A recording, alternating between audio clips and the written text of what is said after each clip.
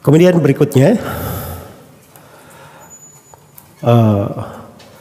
peristiwa penting tahun ke-9 Hijriah. Iya.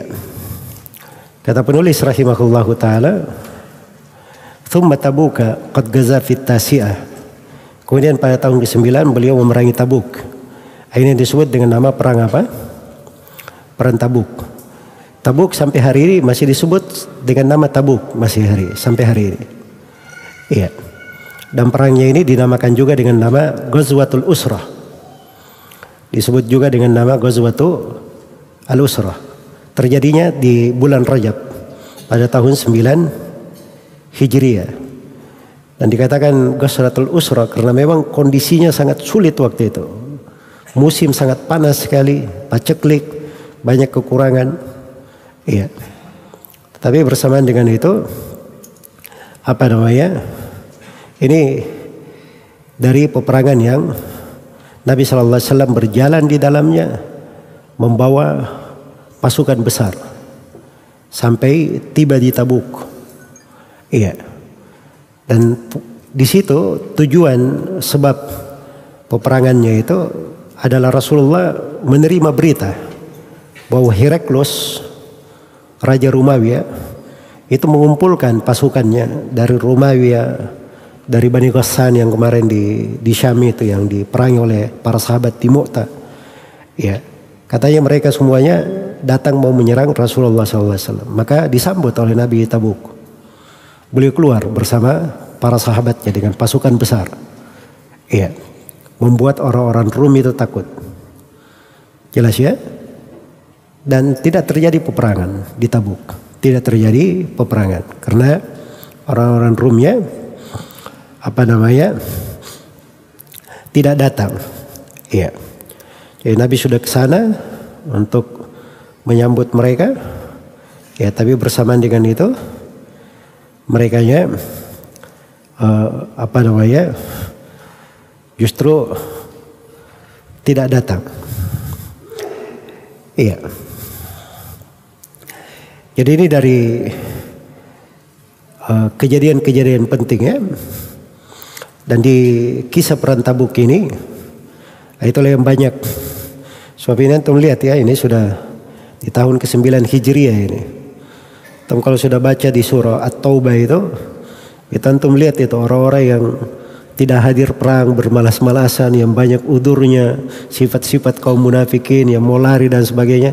Itu banyak terkait dengan kejadian di tahun ke-9 ini. Sebab kaum munafikin sudah mulai tampak. Di situ. Iya. Dan dimaklumi di kisah perang Tabuk ya, ada 3 orang sahabat yang tidak hadir. Kemudian mereka jujur bahwa mereka tidak hadir. Sampai Allah beri tobat untuk mereka. Itu 3 orang sahabat yang tidak hadir di perang Tabuk. Siapa itu? Ka'ab bin Malik, terus Murarah ibn Rabi' dan Hilal ibn Umayyah. Hilal bin Umayyah. Kalau antum mau mudah ingatnya, ingat aja kata Makkah. Makkah, Murarah, Mim, Murarah bin Rabi', Ka'ab ibn Malik, Hilal bin Umayyah. Itu 3 orang sahabat. Tidak hadir, tapi subhanallah mereka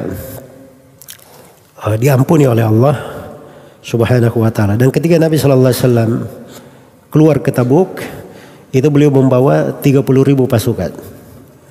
Dan di depannya ada 10.000 pasukan berkuda. Iya.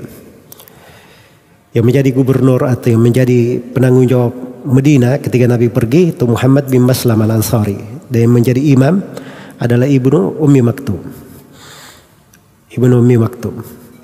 Yang bawa bendera adalah Abu Bakar As-Siddiq dalam kisah yang dimaklumi ya di perang Tabuk.